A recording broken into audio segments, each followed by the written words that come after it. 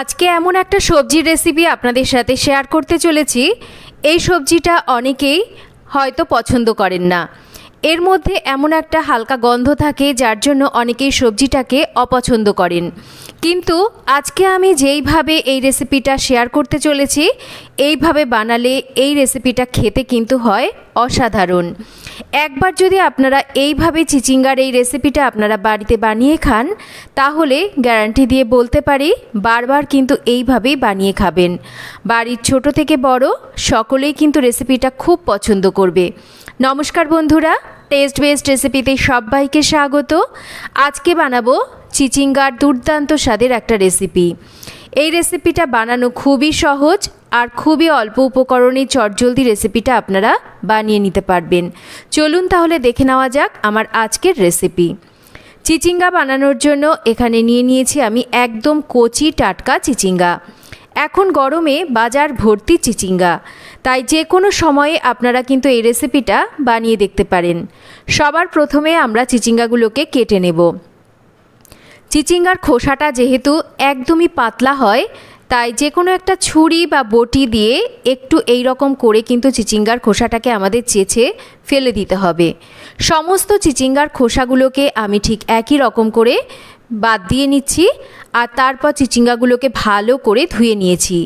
দেখবেন খোসাটা চেঁচে নেওয়ার পর একটা গায়ে কীরকম কষ বের হয়, তাই চিচিঙ্গাগুলোকে কিন্তু ভালো করে আমাদের ধুয়ে নিতে হবে।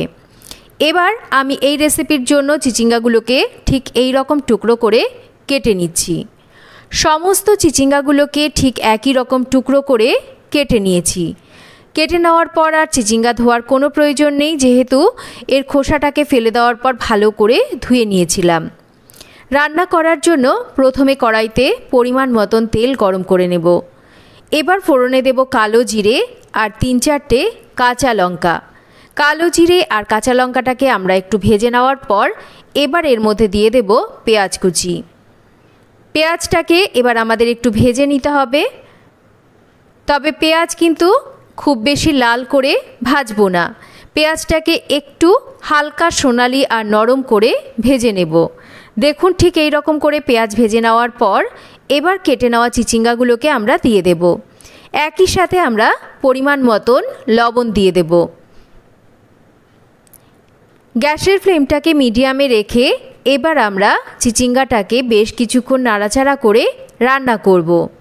যেহেতু চিচিঙ্গার মধ্যে লবণ দিয়েছি, চিচিঙ্গাটা খুব তাড়াতাড়ি নরম হয়ে যাবে।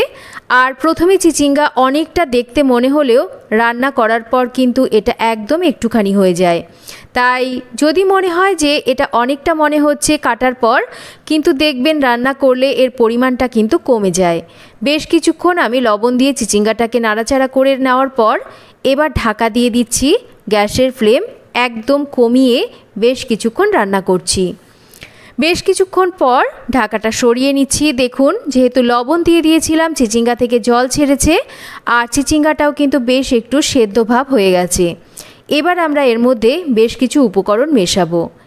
এবার আমরা এর মধ্যে দিয়ে দিচ্ছি একটা কেটে নেওয়া টমেটো, পরিমাণ মতন হলুদ দিচ্ছি, অল্প করে এর মধ্যে দিচ্ছি একটু জিরের গুঁড়ো। খুব বেশি মশলাপাতি কিন্তু দেওয়ার একদমই প্রয়োজন নেই। খুব অল্প পরিমাণ মশলাতেই কিন্তু রান্নাটা খেতে দুর্দান্ত হয়। ঝালের জন্য একটু লঙ্কার গুঁড়ো দিচ্ছি। তবে আপনারা যদি মনে করেন পুরো রান্নাটা কাঁচা লঙ্কাতে করবেন, এখানে লঙ্কার গুঁড়োর পরিবর্তে আপনারা কিন্তু একটু কাঁচা লঙ্কা বাটা অবশ্যই ব্যবহার করতে পারেন। এবার মিডিয়াম ফ্লেমে রেখে ভালো করে মশলাগুলোকে দিয়ে চিচিঙ্গাটাকে বেশ কিছুক্ষণ নাড়াচাড়া করে রান্না করে নেওয়ার পর আবারও ঢাকা দিয়ে আমরা লো ফ্লেমে রেখে আরও কিছুক্ষণ চিচিঙ্গা যতক্ষণ না রান্না হচ্ছে, মানে সেদ্ধ হচ্ছে, ততক্ষণ রান্না করব। 7-8 মিনিট পর ঢাকাটা সরিয়ে নিয়েছি। দেখুন চিচিঙ্গাটা মনে হচ্ছে বেশ সেদ্ধ হয়ে গেছে।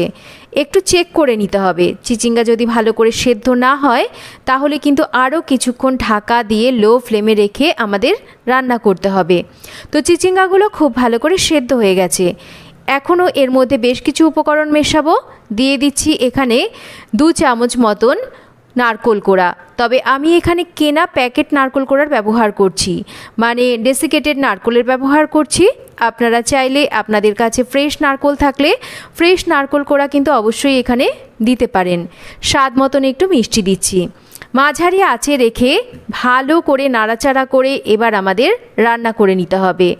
আরও কিছুক্ষণ রান্না করতে করতে দেখবেন চিচিঙ্গাটা আরও একটু মজে আসবে, আর চিচিঙ্গা থেকে কিন্তু বেশ তেলটা উপরে ভাসতে শুরু করবে। দেখুন, দেখে নিশ্চয়ই বুঝতে পারছেন চিচিঙ্গাটা বেশ নরম হয়ে গেছে আর তেলটাও কিন্তু ছাড়তে শুরু করেছে, কড়াইয়ের গায়ে এটা বেশ লাগতে শুরু করেছে। তখনই বুঝতে হবে রান্নাটা আমাদের কমপ্লিট হয়ে গেছে।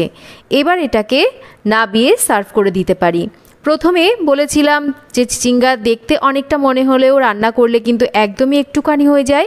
দেখুন, রান্না করার পর কিন্তু এটা একদমই একটুখানি হয়ে গেছে। এবার এটাকে সার্ভ করে দিচ্ছি। দেখুন, দেখতে যত সুন্দর হয়েছে, এই রেসিপিটা খেতে কিন্তু তার থেকেও দুর্দান্ত স্বাদের হয়। আপনারা রেসিপিটা একবার গরম গরম রুটির সাথে, পরোটার সাথে অথবা ভাতের সাথে বানিয়ে খেয়ে দেখুন।